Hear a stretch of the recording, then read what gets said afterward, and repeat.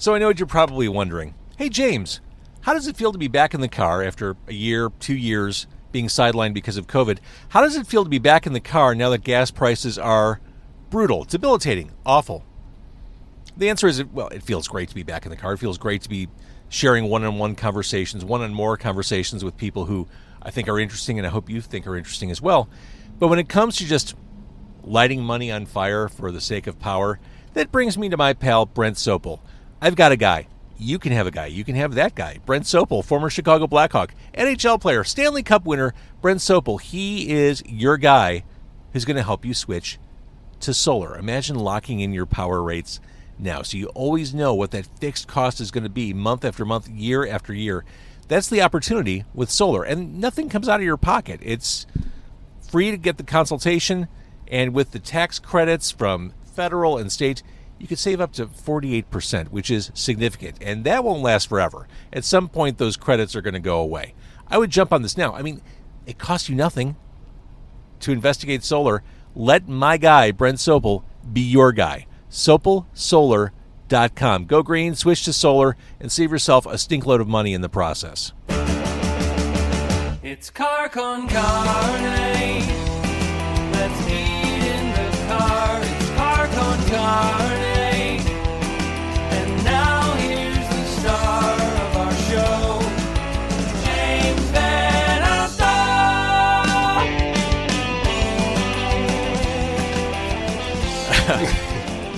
So I feel aged and inspired tonight. You probably know Mark Rose from his days in Spitalfield or as a solo artist.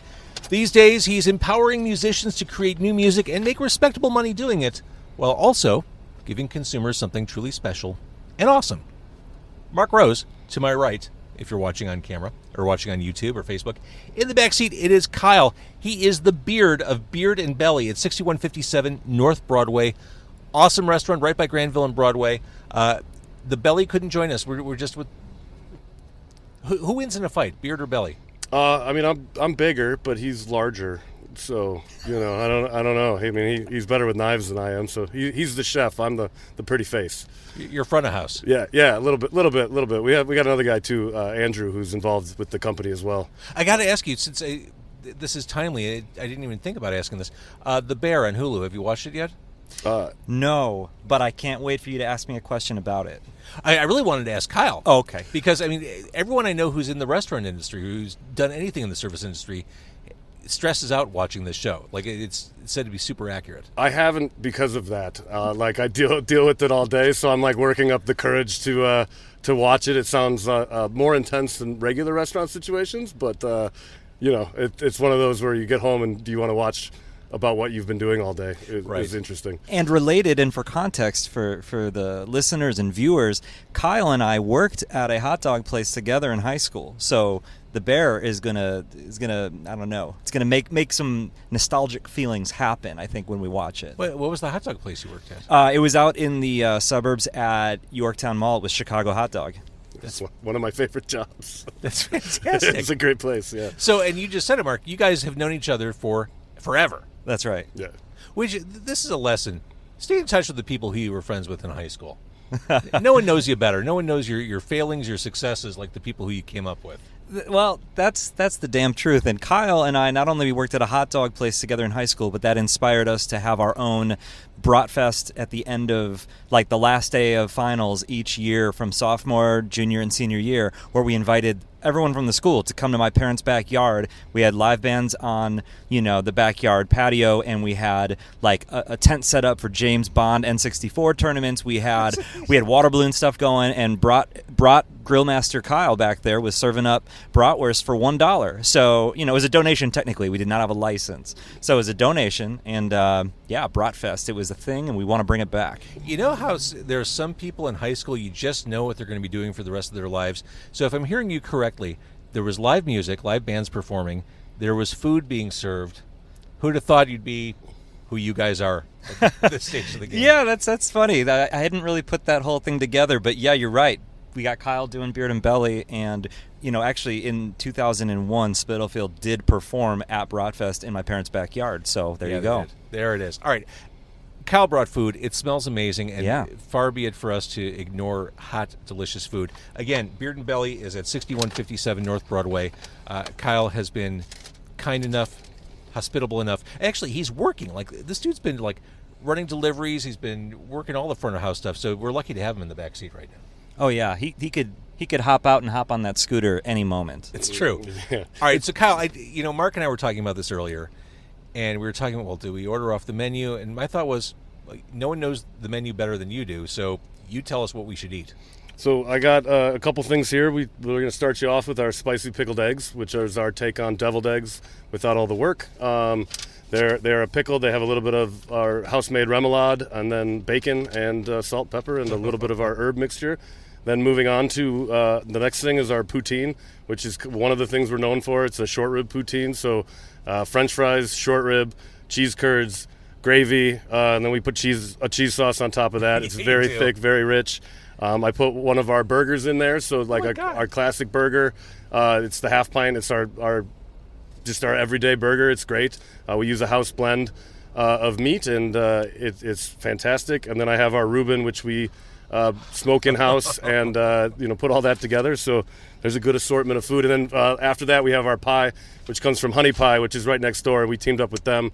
They're a bakery out of Milwaukee, run by Valerie Lux, and she is part of this whole deal too. And we do pies and cookies and treats and stuff like that. So we got the whole deal for you guys. Valerie Lux me.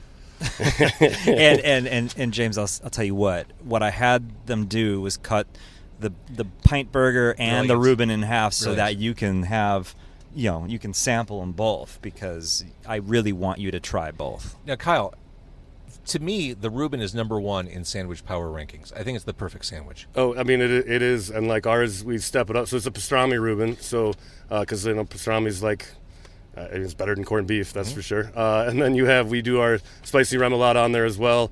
Nice marble rye, and then kraut. And so you do the remoulade instead of a Thousand Island. Yeah, and the remoulade is like such a magical sauce that it just brings everything. It steps it up to just like a whole nother level of sandwich. You can put it on anything, and it's fantastic. But on the Reuben, it really stands out. Now, I want you to know, everything you brought into the car is exactly what I would have said we should order. Good, yeah, those and we must be on the same wavelength. 100%. Like the eggs, I saw them on the menu. I'm like, oh, I wonder if we could bring those in the car. Yes. They travel well. They're delicious. They're very polarizing for people, but I think you guys will enjoy them because you have good palates. So yeah, or you can just take the second one to go with you, because I won't be having an egg, and that's not a shot at you, Kyle.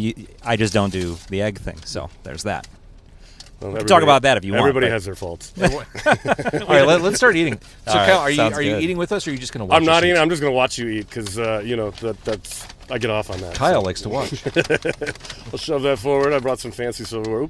So the poutine's on top. Oh, here are the eggs. Yeah. There you go. All right, I'm going to have to camera everything here. Yeah, and I don't know if you carry a cooler with you, but you could put the second one to go. It's You can have it not later. a long trip home. They hold well. They're pickled and brined, and Oh, look at that. So we pickle them for 3 days, and then we let them soak in Frank's Red Hot after that, and then they just sit in Frank's until they're ready to go. All right, you do not want this. That's correct. Okay. There's a fork in there for you. Yes, there is. Okay, so I'm going to try this as everyone watches. It smells amazing. I got to move this microphone out of my face. So we actually started in the Long Room, which is down on Irving Park in Ashland, and that was sort of a little homage to the eggs in the jar that would normally be at a bar like that, and we just like that idea, and they're a lot of fun, and we make a lot of them. I love the remoulade. And they were I a got hit. the Franks at the end. Yeah. They were a hit at my wedding because, so while they were transitioning out of Long Room and into this establishment here, this beautiful establishment that they operate now, I got married in the middle of all that, and I had Beard and Belly cater my wedding, and those eggs wedding were. ever. Yeah, we were at Metro. I got married on stage at Metro, and we had Kyle and Andrew working. And I feel bad because Andrew, Kyle and I have talked about it, and Andrew and I have talked about it as well. It's like, really just wanted them on the dance floor dancing, but I also wanted them serving their delicious food and promoting their restaurant. So it all worked out in the end. So when did you move here? We came here like 2.5. At the start of the pandemic is when we opened. So right at the start of the shutdown is when we were supposed to open our doors. So we kind of stopped everything for a couple weeks, and then we opened with a skeleton crew and did to-go food only. Like literally our parents and wives were working the front counter, and then after that picked up and we could host people on the patio. We had like 6 tables on the patio. We eventually had to fire our parents, which was an interesting moment where you had to let them go, but we had to get real employees in, so we got them in, and then as we opened up, we slowly could open up while it's keeping with all the regulations and everything like that. So we had just a few tables inside, and then we opened the bar eventually and got our draft system up and running and all that fun stuff. So it's been a trip. That's yeah. for sure. I mean, the patio's packed. When I walked in here tonight, Kyle, the first thing I thought was, well, this is a neighborhood joint. Like, it seems like Definitely. people who live in this area, maybe down the street over on Kenmore, walking around the corner, having a beer, having a burger, having poutine. Yeah, we definitely love our neighborhood people that come in, and we want to attract all of them. And then, we try and draw people in from Evanston and further north, and then all over the city. The goal is to be the destination place, right? You got to get to Beard and Belly before if you come into the city. That's the hope. Also, this is an exciting time, I think, to drop anchor in this particular neighborhood. I feel like this neighborhood's about to turn again and become a thing. Yeah, it was on its way up, and then the pandemic took. Mm-hmm. 3-4 restaurants right in the area dropped out during the pandemic, and it was really rough. But they're starting to come back in, and it's starting to grow up again. And we're really excited to be like a kind of a focal point of the neighborhood. So we are really excited about that. We want to be here a long time too. Yeah. So while you're getting some of this food out and going, the other thing is I'm trying to spearhead some live music here too at Beard and Belly, where we could do the limited ticket for dinner and a show with singer-songwriter vibes, right? Whether it's on the patio or inside, depending on the health concerns. But I'm talking with Josh Caterer about that, and I'm talking with Bob Nanna, and we're trying to figure it all out. Oh my Lord, I'm not sure how we're going to do this. This is the poutine. Can you hold this so I can get the camera on this? There's no good way you just got to go at it. How did Americans miss poutine? How did we let Canada have this dish? This is so it's I don't potatoes, know. It's gravy, it's cheese. This is what America was made for right here. And ours is a amped up version of it. Poutine is just cheese curds, gravy, and fries, right? So ours, we added the short ribs onto it. We added the cheese sauce just to make it more American. It looks and smells ridiculous.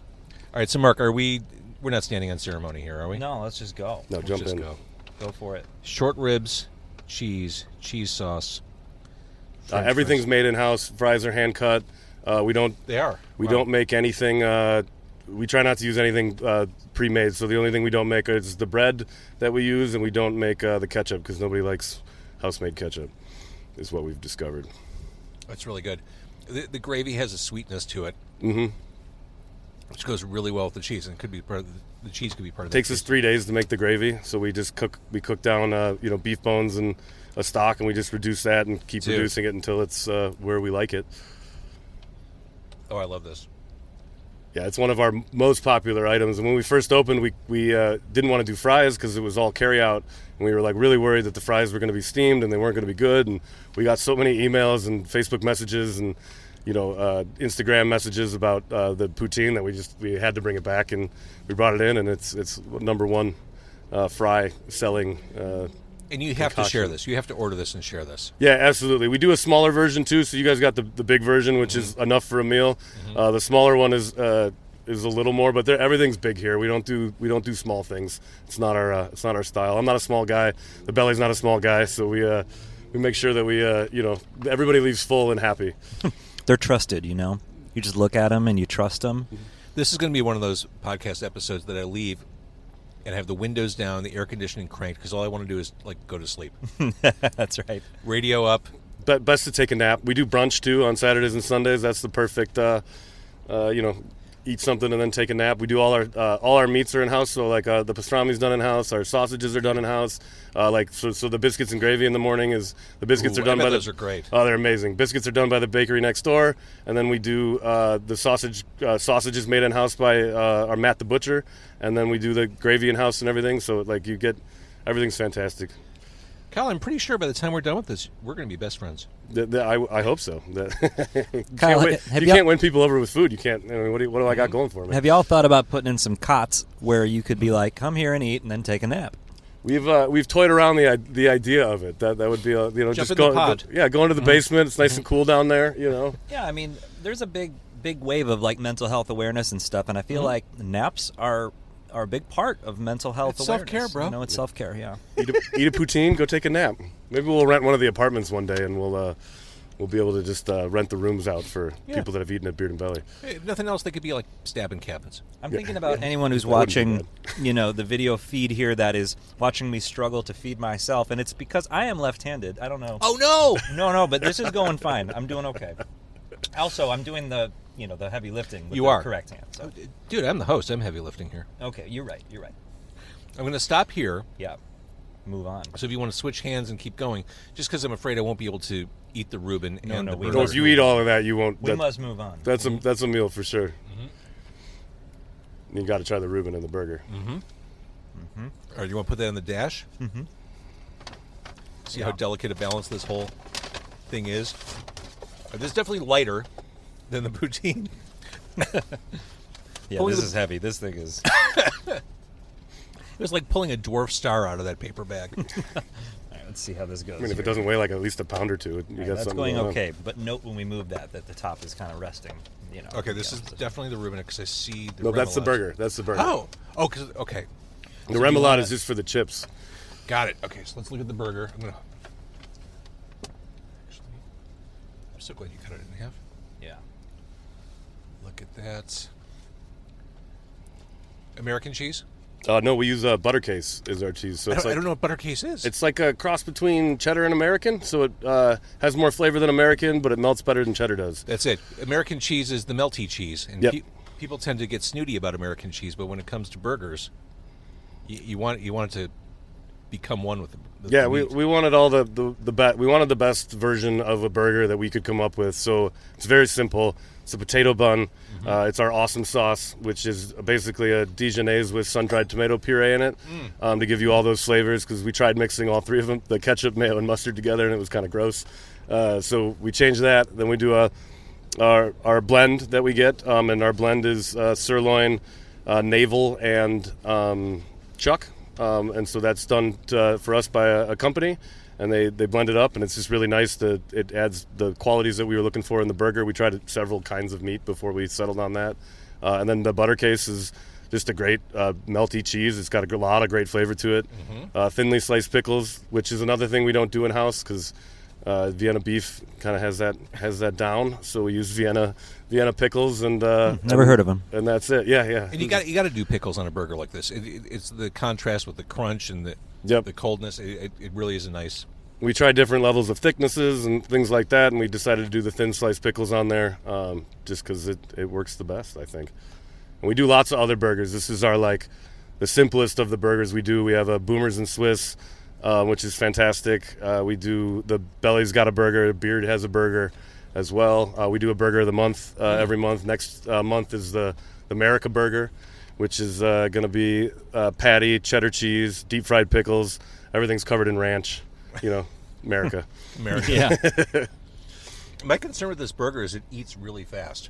Like I can pound this burger. We do a bigger version too for right. the people that need a little bit more beef in their life. This is so good.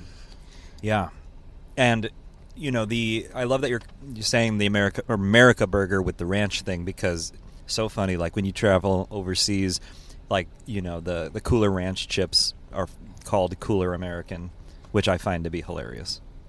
Yeah, we make our ranch in house. It's a really nice. Everything's done in house. So I love it. Fantastic. That's a popular one. That's one of the few burgers we bring back we bring it back every July for the 4th of July, and it goes over really well. So we're gonna keep doing that. That blend of meat is great. Yeah. There's bacon on that burger too. Get the homemade chips and get them in the sauce. The variety of dips that are available, if you will. Yeah, we do ketchup, ranch, spicy remoulade, garlic mayo, apple serrano barbecue sauce, and then an onion dip that has onions and jalapenos and things like that in it. It's a cream cheese based dip. That one's really good too. I love how it finishes with a little bit of heat. Yeah, the remoulade. That remoulade's got a little kick to it for sure. There's just enough to let you know it's there. 15 ingredients in that remoulade, so. Cal, you described one of the other sauces as magical, and then this one you referred to as awesome sauce. Yeah, the awesome sauce is on the burger. That's what it is on the menu, just because it's awesome. Sauce. Yeah, I mean, when you make them, when you take the time to make all the mayo and stuff like that, it has a special quality to it. Like I can taste when people don't do that, and you can tell when ranch isn't made fresh and all that fun Agreed. stuff. So like I think like I can't eat other ranch now. I have to bring ours home to because that's just what my whole family is adjusted to, is the ranch that we serve here. So I'm gonna have one more chip, and then we're gonna bust out. Reuben. This is I'm excited for you to have the Reuben. It's one of my favorite sandwiches. Yeah. And we were doing all this like with really small production when we were at the long room, and so when we came here, we got to open it up and spread our wings a little bit and everything. And you know, I can't say enough about the opportunity to work there. That we were just a little window in the bar serving food, but like it was a great way to start and figure out how to do everything. And I love that place because they helped us be here. Right. So That's right. here we go. All right. Closing shop here. Okay, so we have the Reuben cut in half. you know, As per the stray request. egg here. I don't want that to Oh, there's another egg. fall behind your seat or anything. Yeah. That would be very unpleasant. So that's the garlic Okay. mayo is the sauce in there with the chips on I'm that gonna one. hand you the garlic mayo. Okay. You put that on the dash. Yeah. I need shelves in the car. Yeah. All right, you want to hold up a Yep. Reuben Yes, I absolutely want to. using your sinestral hand? Yep. Here we go. Oh, there's the kraut. The good-looking pastrami, the marbled rye. All right, bueno. Now we dig in. Yeah, I agree. I do like the classic Reuben with the corned beef, but pastrami is just better. Absolutely. I mean, it's fancy corned beef as Yeah, far as I'm exactly. concerned. It's smoked. You put more time into it. You know, I mean, if you're getting a Reuben at a diner, I would expect corned beef, right? But we didn't want to just do that, so we we made our own. And how long does it take to make the pastrami? oh, I don't know exactly how long it's smoked. I want to say we smoke it for like 6 to 8 hours in the smoker, but then it sits on brine for a couple weeks, and it's got to get rubbed down, and that sits for a day, like in the rub, and then we smoke it for the 6 to 8 hours. I want to say. The pastrami's legit. Yeah, That is legit. Thank you. It's got that smoky taste. The kraut. What do you think, Mark? Oh, I mean, I love it. I've had it. I'll have it again. I was, when I was riffing with Kyle on like, Oh my God. this situation, I'm so happy to hear that you would have selected this on your own, because 100%. this is one of the best sandwiches on the menu. I also love the buffalo chicken sandwich y'all have, which is like 3 meals, by the way. Yeah, It's a big, huge. We were getting in because of the pandemic. We couldn't get in the right size breast, so we were getting what they call randoms, and so they were anywhere from like 4 ounces to 12 ounces, and we were serving those, and it just ended up being one of our more popular sandwiches and everything. So we've tried to keep that the same. I love this Reuben. Yeah, that's my It's favorite. I think that's my favorite sandwich on our menu. It's just fantastic. And again, I'm getting that little bit of heat from the remoulade, which is something you don't normally get in a Reuben. Yep. And I like having that balanced in there. Yeah, nothing overpowering though. We didn't Right. want to we don't want to blow anybody's. If we say it's going to be spicy, then it'll be spicy. But that's enough, I think, just to keep people interested. Plus, I mean, you should be drinking beers. I know we're in a car, but normally you're drinking beers or cocktails and stuff, and that goes really well with a nice cold draft. So we have plenty of those. We do all craft stuff. So Dude, it's if all. I had an IPA while eating this food, I wouldn't be able to move. Well, then you get a nice Pilsner. It's a little lighter, a little easier to drink. They, Yeah. The more you hear about this menu, the more you're going to be like, what time do you open tomorrow? You're just standing out here. Well, based on the gravy from the poutine, the idea of having biscuits and gravy for brunch is a really attractive one. Oh yeah, we do a brunch brat too, which is this is one of my favorite things I think I've ever even heard of. It's a pork sausage with bacon, egg, and cheese stuffed in the sausage, and then we serve it with a sriracha mayo and a little bit of like crispy onions. So it's the whole brunch meal all in one handheld, convenient device. Again, all made in house by our butcher, Matt the butcher, is what he likes to be referred to. Kyle, have you thought about having a Beard and Belly podcast where you just read the menu and describe the food? I have now. I think, honestly, I love business podcasts, like behind the scenes type stuff, I think you should. I'll look into it. This is my first experience you. with a podcast. So How's it going so far? Great. I love it. Also, it could be like a sleep app. Some people would just love hearing Kyle talk about this food while they go to sleep. That Reuben, that was the way to finish that bag. That was Awesome. Oh, we have pie too, so I just got to run I in know. and grab it whenever you're ready for the pie. I can do that. Maybe let's give our bodies a moment to pause. Sure. Yeah, it's always good to breathe while you're And eating. maybe as Mark and I get super nerdy about music and his music and Downwrite, maybe that's a time for you to run out and Sure. Yeah, I'm into it. so you don't roll your eyes because you've heard all the stories a million times before. I've heard them. I was a part of some of them, maybe in there at the shows. I was a frequent member of Spitalfield shows and things of that nature. So I went to as many as I could because they're awesome. So it's fun having one of your favorite bands be also one of your good friends that runs it. So that's winning on all ends in my sure. in my Thank book. you. So For sure it is. Well, let's start. We'll get to Spitalfield. Let's talk about Downwrite. Yes. For people who haven't heard of Downwrite, Yeah. they understand the concept of Cameo. Sure.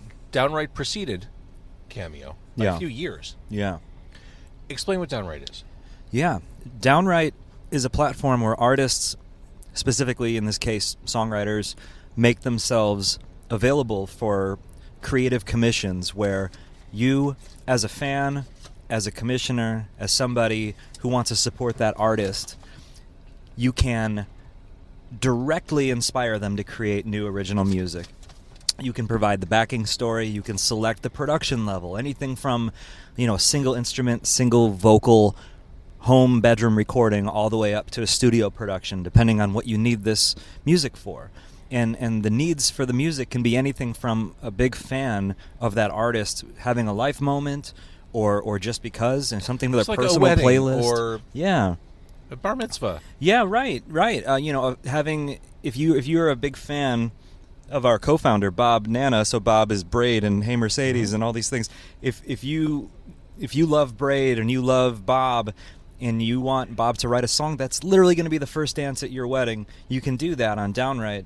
And what's important about it is that it keeps artists creative and it keeps them earning and getting paid. And really in this landscape that we're in now, times have changed so much that artists used to make records and then go support them on tour, and now it's the exact opposite, right? So with everything being digital and streaming and record sales being down, maybe sans vinyl, which made a big comeback, Downwrite is a place where an artist can say, hey, between albums, between tours, or just to supplement what I'm already doing creatively, it's going to keep me inspired and keep me paid. So artists can use it how they want to. They're setting their own price points, their own turnaround times, their own queue, the different production levels they want to offer. So some artists love the idea of going into the studio to do something big for someone's big moment or for someone's commercial needs even, all the way down to saying, for hey, a podcast, for Yeah. other podcasters, hey, I need a theme song and I need something that's royalty free. I'm going to have Richard Patrick from Filter do it. That's right.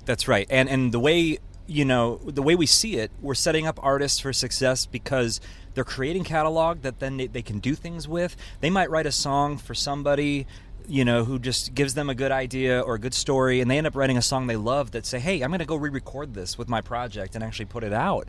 Or, or an artist could say, hey, this is really personal and just for you, and, it's going to stay that way. And I think that that's cool too.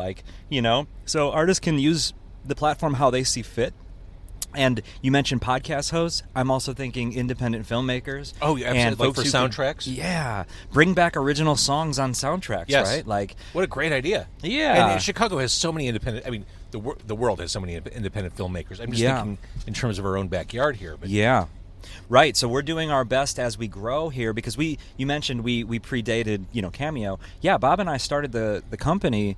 We launched it in 2013 with profiles for just the two of us, and we're not tech people, we're not marketing people, but we are musicians who saw a need. And we started by saying, hey, Bob and I, we were talking to each other saying, let's be creative and let our fans know. You give us a prompt and pay us a little money, we'll make you a demo. And then that quickly evolved into let's make it a community, which then grew into, hey, it's our friends that we've toured with, it's people that we trust, and say, hey, there's going to be some bumps along the way because we don't know what we're doing, but we think there's something here.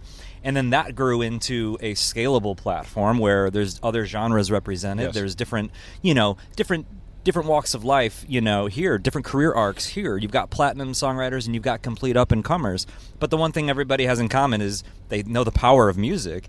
And, anyone who makes music is also probably a fan of music, and they know the music that meant a lot to them. Yeah. And to think, oh, Mark, who would you commission if you commission anybody to make you a song or to make a song for your family or for your best friend or whatever? And I'm like, I've got that list, right? So we're trying to make that list happen.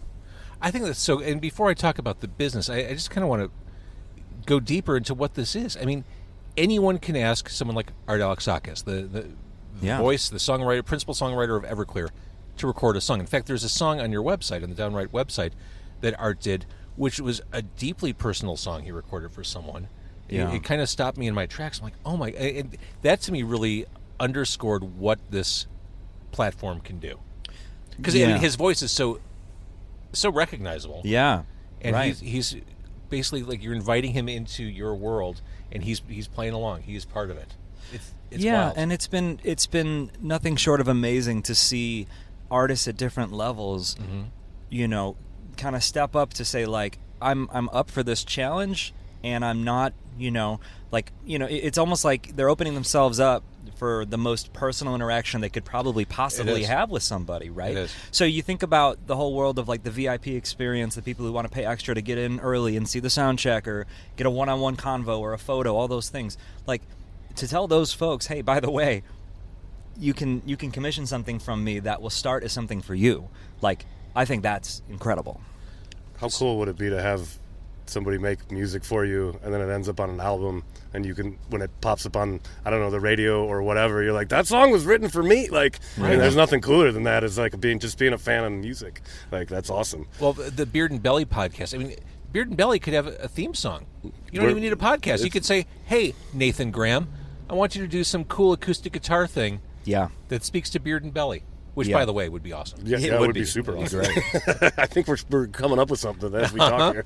But speaking of Nathan Graham, and you kind of mentioned this, all the artists who are part of Downwrite, are they all curated by you and Bob Nanna? No, so it started that way because at first it was pretty much like an invite kind of thing because we were just trying to get more artists, on board and understanding how to use it, and we were figuring things out. Like, what do fans want?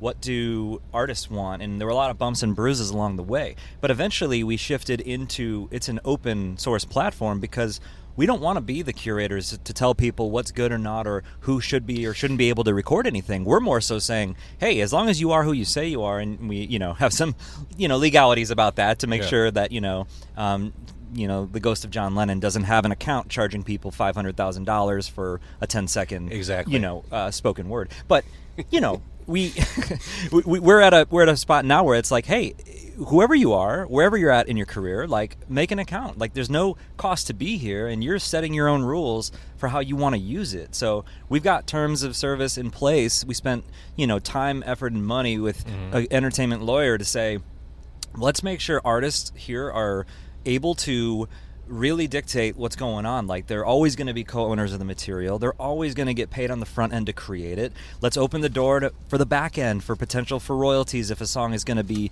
used for something, or a re-record where an artist can take it elsewhere and do stuff with it. Like, we just want to be artist forward at all times, possibly to our own detriment in some ways because Bob and I are so, bleeding heart towards artists just because of the industry being as, rough of a ride as it can be. Well, and speaking of money and the financials, Downwrite artists receive no less than 80% on front-end commissions and at least 75% on all back-end royalties and sync fees. I mean, this is a no-brainer. That's awesome. Right. Yeah. I mean, from dollar one, and like the commissioners have a small play here too, because if something is going to get commercialized, they're not going to have ownership. We made that clear. We make sure commissioners understand that because we don't want someone to feel like they're being bought to do something. Right. I mean, of course, if there's a buyout clause, we could talk legally. But what we're thinking is, if you help inspire something that artist then wants to do something with, or if you are that independent filmmaker, why not have a little action on the back end if something's going to get used? Because then you've got skin in the game and you care even more. So if you're an independent filmmaker and you say, I want 10 original songs from these artists that I'm handpicking to be in my film, number one, huge differentiator from other films that you're competing against, because you have original music, right? Also, God, you could do an entire movie soundtrack from Downwrite. Right. You could source your entire soundtrack from there. Right, and we have a couple of filmmakers who are doing that, which is That is crazy. Something we want to grow more into. And I'd love to talk to you about some of the film people you might know in the area. But that to me is so important. And knowing that those commissioners then are like, oh wow, Kyle mentioned what if a song that I got for my significant other inspires a track that ends up being put on a record for one of my favorite artists or one of their solo projects or something. Cool, now you're a part of that too, which is neat. As a side note, you know what this makes me think? NFTs are really stupid. This is special. This is something really special here. So I mentioned Irv Alexakis, Bob Nanna's on the platform, obviously. Mark Rose is on the platform. Yeah. Also, I had Omar Doom on my show a couple weeks ago. Nice. Quentin Tarantino favorite. He's been in a couple Tarantino movies, most famously Inglourious Bastards. Yeah. He does this really dark synthwave stuff. Yeah. You can commission Omar Doom. Yeah. Adrian from The Burst in Bloom, former Carcon Carne guest. You can have him. Yeah. Create something. Nathan Graham, Christina Catone, The Fold, Justin Warfield from She Wants Revenge. Right. I mean, that would be a cool one to commission. Actually, Justin Warfield I'm so glad you brought him up, because he is one of the artists for starters, he does work with us on the platform. So he's not just an artist on the site, he's someone behind the scenes who's helping us in so many ways. But Justin has a track that he did for a fan that was released commercially as a Downwrite original, and it just came out a week and a half ago. Oh, get out. And and so it's on all streaming platforms, and we're getting behind it, right, to push it out for some playlisting and some PR and stuff. But really, the fan that got this is such a huge fan, and then Justin turned around to say, hey, by the way, I'm going to release this song. I can't imagine what that feels like. Yeah, and it's one of his first solo tracks as post She Wants Revenge, but also he's got his hip-hop part of his career too from earlier on. But this is one of his first indie rock tracks that's just under his name. That's amazing. I do want to mention this podcast is brought to you by Transparent Solar. Go to sopalsolar.com to get your quote and start living free from the oppression of high electric bills. All right, on that note, I think it's pie time as we keep talking. Pie time. Yeah, Pie time. I'll go get some pie. It'll take Synchronized me a few. watches, Pie time. it's pie time. I love pie. Yeah. More so than cake? I can't believe there's people out there who prefer cake over pie. No. Pie is the clear winner. Yeah. So you mentioned this. I mean, you and Bob Nanna are not tech people. You're not platform builders. You're not database. You're not SQL superstars. So how did you scale this out? I mean, were there a lot of bumps along the way? Or? Yeah, well, to kick things off, we had the tripod going with the two of us plus Dan Reed. And Dan Reed was someone that Bob, has known for a long time, and also he was a tech person at Threadless. Mm-hmm. And, Bob was at Threadless for many, many years, and so was Dan Reed. And so Dan Reed helped us build V1, the very first version of Downwrite. And once we started to get some traction and got some, some notable name-worthy artists that were like, yeah, I'll do this, and we started to see the commissions coming in and the artists actually getting paid to create music, we were then able to say, all right, we need to raise some cash here to actually do a bigger build. So friends and family was the first thing. Of course. It was like, get this stuff going. That's the number one seed right there. Yeah, and we did that. And we did a couple iterations of the site where we were just making tweaks on the fly and a lot of point and shoot tech stuff, like with independent coding folks or people we knew, where we're like, hey, how much to do this, and this, because that's all we can do right now. And then that eventually got us to a spot where we built a new team that launched the most recent version of the site, which is just over a year old. And the biggest difference is that there is a true great tech team that built this and maintains it and is pushing forward with ideas, because we were limited by what we could actually pull off on the site, and we didn't want to just do a plug and play hack like a WordPress or Shopify thing. We were like, no, we need to have a site that is like ours, that represents where we're going Well, with for this. what this product is, I mean, yes, the delivery mechanism, the communication between commissioner and artist, I mean, that all needs to be seamless and easy and proprietary. Yeah, when you commission an artist and they accept it, and that's another important note, artists can accept or decline. So artists are not beholden to your request. Right. But if they read it and it makes sense to them and they're excited about it and they want to get going on it, once they accept the request, a project portal opens on Downwrite where the artist and commissioner can communicate in like a chat functionality type thing, with updates on stuff, or an artist can say, hey, I loved your story, tell me more about that part of the story, because that's what I want to dig into. Or, if I knew I wanted to talk to you about this. I think this is so cool. Thank you. Yeah, we think it's cool too. We've been at it for so long now that we're like watching the rest of, the world catch up with like other types of. Obviously, Cameo's big and way bigger than we are, but to see that access to artists and access, in different ways, things like Patreon, things like, we've seen Kickstarter, we've seen all these things. We kind of want to be the most song-driven version of those things, the artist-driven version of those things, because Patreon's a great tool for a lot of artists, and I'm very thankful that it exists for so many artists who need it, especially throughout the pandemic. But there's nothing about Patreon that is specifically about the craft that the artist, does. It's more like they end up kind of having to do a lot of things. Suddenly it's kind of like, oh, now they have to curate their own special episodes of stuff, and they have to take you behind the scenes, and they have to do special concerts and special this. And all that's cool, but we're here to say, no, work with an artist to help them create, why you love them to begin with, which is the music they make.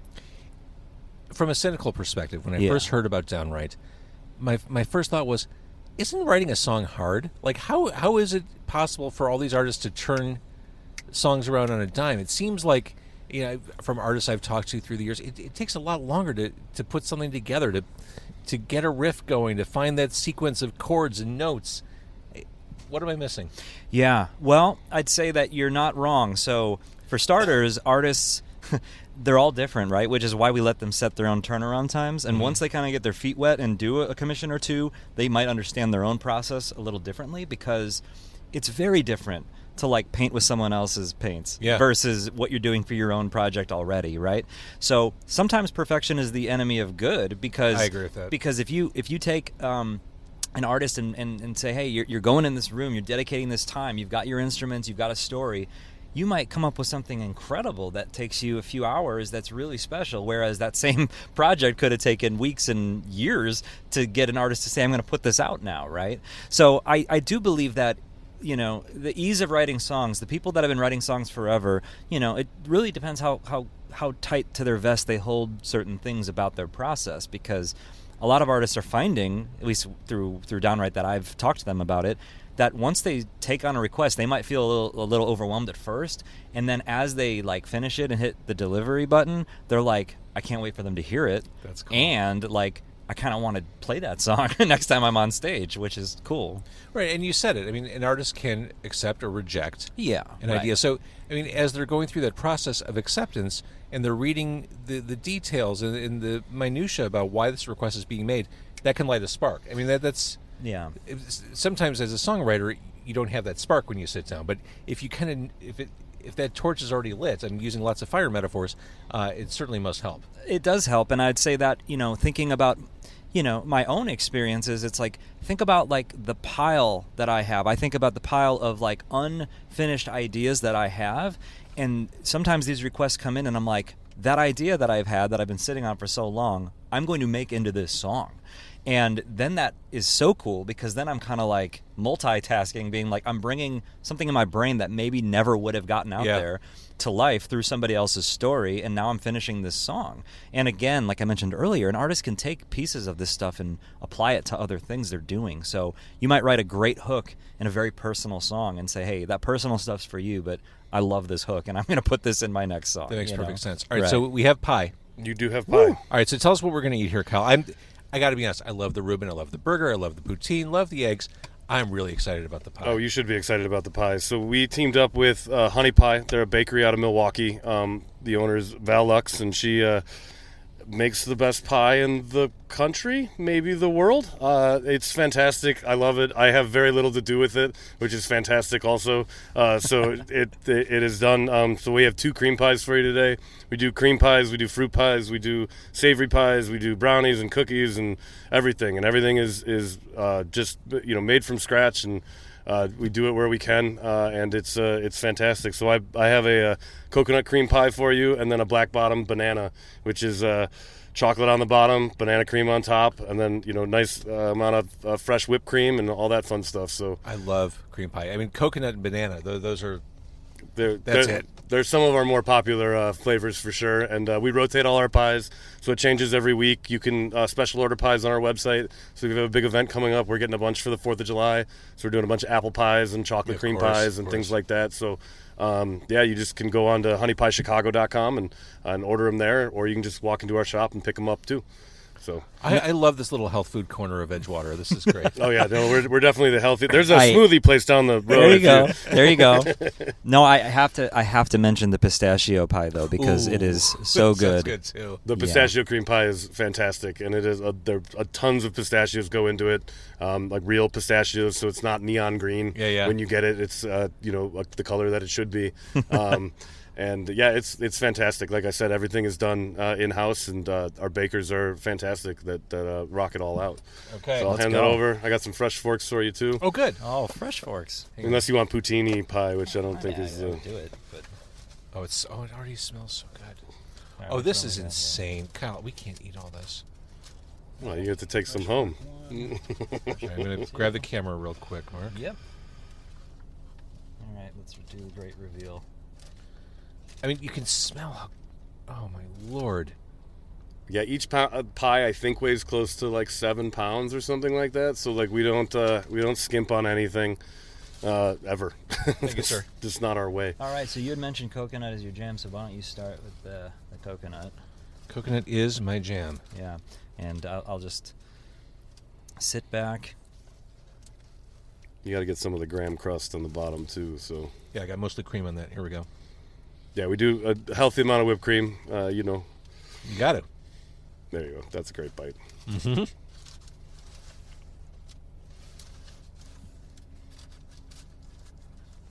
That's really good. That's real coconut. Yeah, definitely. We don't use any fake stuff. And you can tell the difference because fake coconut is just like super sweet. It tastes like suntan lotion. Yes. Like, it's like I don't want to eat that even at the beach. It's really good. Mm. Yeah, we do. We do graham cracker crust. We do a couple of our pies have an Oreo crust base as well, and then we do a tiger crust too, which is a blend of Oreos and graham. They're all fantastic. I can't even describe how many. And there's so many different flavors of pies. It's hard to even think about them sometimes but they're my favorite. I bring them home. I bring them home to my family.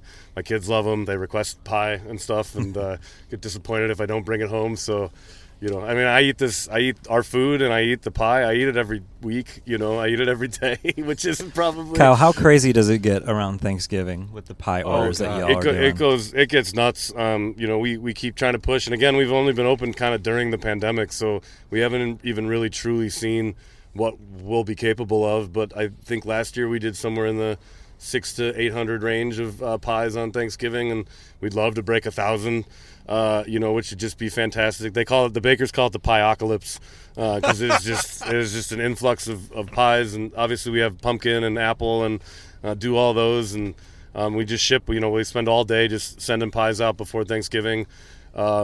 And then we're closed on Thanksgiving generally, but we still get some pies out in the morning and stuff like that too. So Thanksgiving is our biggest pie holiday, sure. Followed by Pie Day, oddly enough, March and 14th, then sure. which you don't think it's going to be, but people really want to eat a piece of pie on Pie Day. And then Mother's Day is always a big one too for us. So we love all those holidays. We love all holidays. 4th of July is a great one. Get your pies. Get them in now. You know what I'd want to do with either of these pies? I'd want to get one to go. These would be great with coffee after dinner. Oh, 100%. We have drip coffee. We also have a cold brew on draft. Nice. Nitro, that's called Kyoto Black. He's a local guy right down the street. Does fantastic Kyoto style cold brew coffee, and that's some of the best coffee I've ever had in my entire life. I would imagine that'd be spectacular with these pies. Oh yeah, it's awesome. I mean, so is a glass of whiskey. It depends on what you're looking for. So Now, I won't be offended if you say no, but are you going to try the banana? Mm-hmm. Okay. Because I think you really should.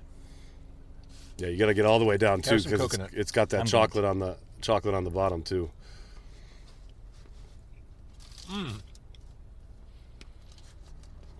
Fresh ingredients make all the difference in the world. Yeah, 100%. I mean, you can just tell when something is fresh. we don't use any stabilizers in our whipped cream either, so it's all fresh, and they whip it up every day, and yeah, when it's hot like this outside, it'll melt if you take too long to eat it and stuff, which I think is a good Absolutely. thing, because it's not doesn't mean there's anything fake in there. So, and we also use, especially with the pies, we use a lot of local stuff, and so like our cherry pies are very frequently Door County cherries coming in, and then we'll get peaches in, and we'll get those those come up from Georgia sometimes, which isn't necessarily local, but they have the best peaches. So and then all the like local creameries and things like that, and all that fun stuff. So and just like with the coconut, the banana's not crazy sweet. Mm-hmm. It's not artificial. It's appropriate. I know it's not a sexy way to describe it, but that is an appropriate flavor for that pie. That is great. That's what we go for. And like the pistachio pie that Mark mentioned earlier is a very polarizing pie for people, because some people expect it to be incredibly sweet, and then it like a Shamrock Shake from McDonald's or something, but then it's not. And like they're like, what's wrong? And they're like, that's what pistachios taste like. Like they're a nut, so they're not like sweet like what people make them do, and they're not neon green either. Like it's not a. It's just not that. So we definitely do that, and some of the pies get sweeter and things like that, but I think they're all perfectly balanced, and they're all like they're made and they're tested, and Val comes down and checks them, make sure that the bakers are staying on and doing what they need to be doing. So like and corrects things when. And she's fantastic to watch do her thing. Like she can correct a pie dough from 3 blocks away and tell you that there's too much water in it or whatever. It's fantastic to watch. So again, we're outside Beard and Belly. It's not like people are joining us in progress. It's not like a radio show. Like if you're this far into it, you've been with it since the beginning. But Beard and Belly, 6157 North Broadway. Mark, do you remember when Spitalfield announced the breakup on MySpace? Yeah, I do. In a bulletin. It seems like forever ago. You said MySpace. Yeah, right. Yeah, no, it does seem like forever ago. That's correct. Yeah, conventional wisdom says you left while on top. I guess that's the showbiz rule, right?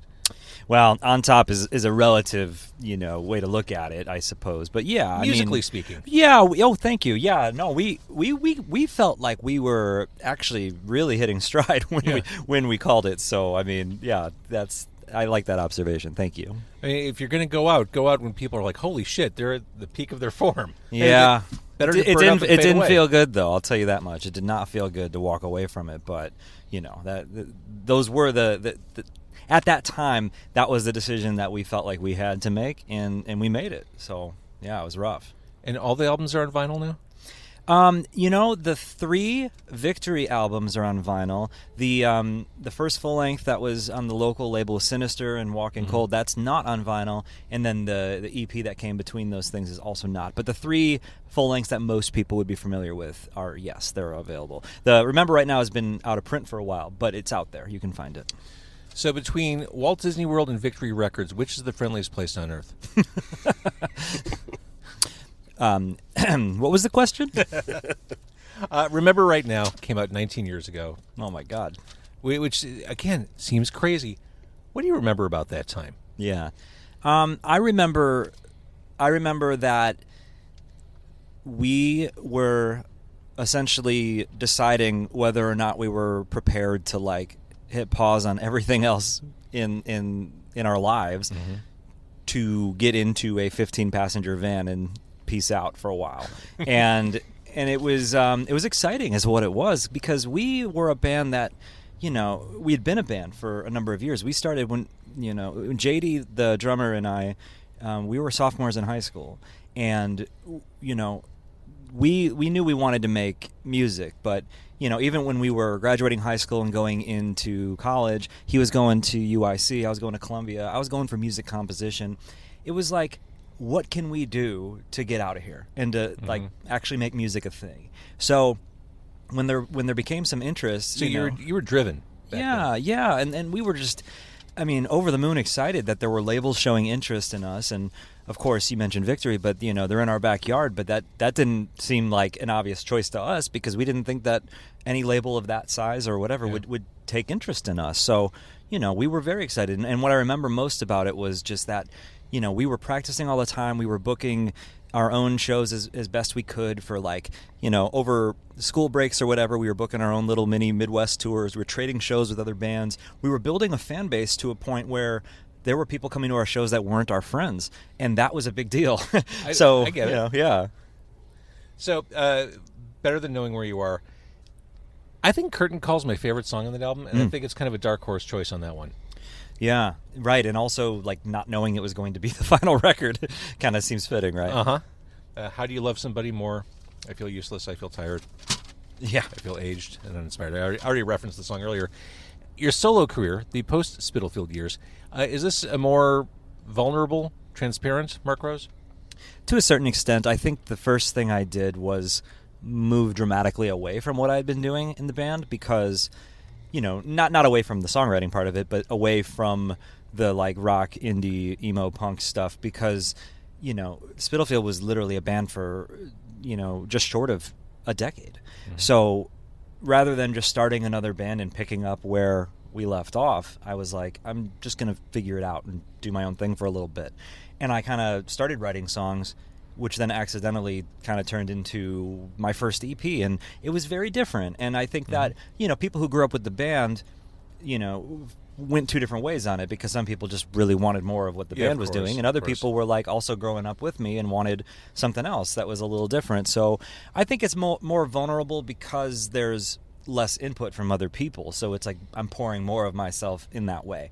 But, I don't know. I think that I put out enough stuff solo that I eventually kind of found the middle ground maybe that I had wanted the whole time, which was not just trying to be a singer-songwriter, but also, incorporating full band type things to what I'm doing. And, am I itching to write a rock record? Yeah, probably, because I haven't released anything like that in a long time. That's what I wanted to hear. Yeah. Yeah, me too. I've been waiting. Well, I'm just thinking about those fans who maybe were reluctant to let you go in a different direction. Yeah. I think It's Cold Out There was probably a call to arms, things aren't the same anymore. Right. You had that 70s sexy vibe with horns. Yeah. A little bit of an about face. Yeah, and you know what?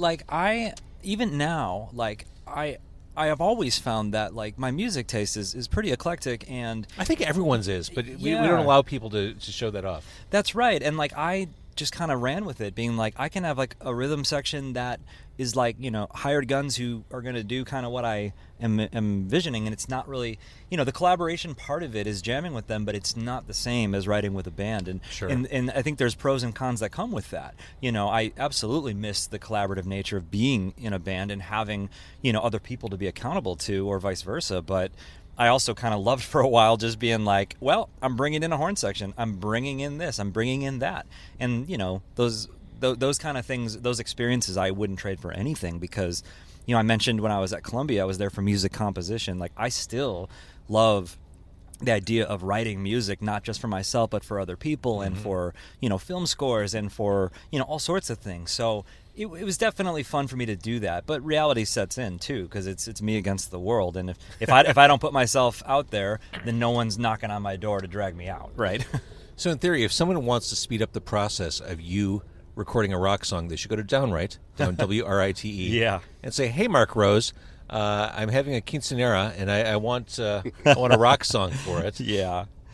I just did on Downwrite a song that sounds the most like anything I've done since Spitalfield. That sounded like Spitalfield, and it was because the person who made that request not only went with the studio level production, but they also quite literally spelled out, being I'm looking for that track 11 to remember right now, which doesn't exist, right? So I got myself in that mindset when I was writing it and tracking it, and it felt good. It was fun. I love as you tell these stories. I mean, I know this is what you live and this is your business, but I get excited. I understand this from an artist and a business perspective, but I really get this from a fan perspective. Mm-hmm. And I think this is a real opportunity. Just you mentioned the wedding idea and the soundtracks. There's so many cool things that you can do with all these cool artists. And what's fun too, yes, we know about Richard Patrick of Filter. We know about you. We know about Bob Nanna. But just kind of bouncing around the site and discovering new artists too. That's the whole idea. Yeah. The discovery part is nice because we wanted the profiles to be different than just the copy-paste bios that are on other social media pages. We wanted it to have a little bit of a first-person type thing going on. And, artists can have examples of their work, but they can also talk about their process if they choose to. And they can, put up different photos that maybe aren't the photos that are all over their normal social media. And they can put themselves out there to say, hey, do you want me in a guitar? Or do you want me to, pull out all the stops and go in the studio and bring my band? And that's cool, too. I love it. All right, so Downwrite, the website is? Downwrite.com, and that's Write, W-R-I-T-E. And I can't thank Kyle enough, Beard and Belly. Your hospitality has been so kind and generous, sharing. Thanks for having me on the podcast. This has been fantastic. I'm full. I'm good. I'm good for the rest of the holiday weekend. I am. Good. They make good leftovers too. So I am good. I'm done eating. Are you good, Mark? Oh, I'm more than good. And like I said, I should have advised you to bring a cooler because I want you to take this stuff and just do what you're gonna do. Oh yeah, well I have children too, so yeah. My kids love Beard and Belly.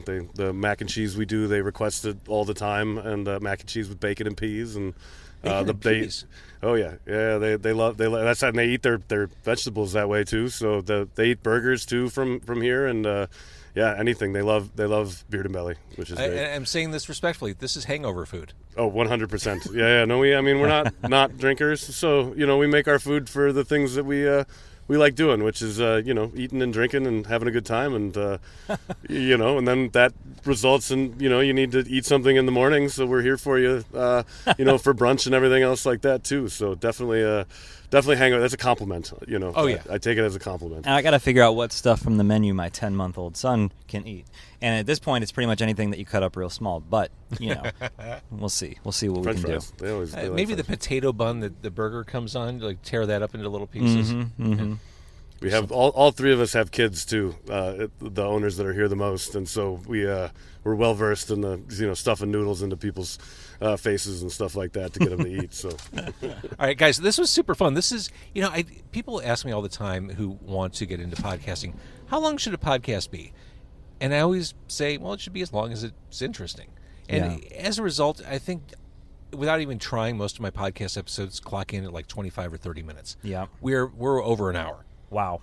There's just so much to talk about. Yeah. And I don't usually I kind of edit it in my head, and I kind of know when we hit the point where it's time to move on. This was one of the easiest conversations I've had in a while. So thank you both for being part of this. It was a ton of fun. Thank you. It was. Yeah, thanks for having me and for supporting Beard and Belly and all your contributions to the Chicagoland music scene over the years. Like I was excited to be on this show first and foremost, but then also just on a personal note, you've been supportive of me and my peers. So there's a lot of good chemistry, I think. And you mentioned Kyle and I grew up together, and it's like, well, we grew up with your voice too. That's nice. So, that's very true. Yeah, that's crazy, and that's nice. All right, thank you for watching. If you're watching on Facebook or YouTube, thank you for listening. Support these guys. Support Downwrite. Support Beard and Belly. Really easy to do. Great product. Great food.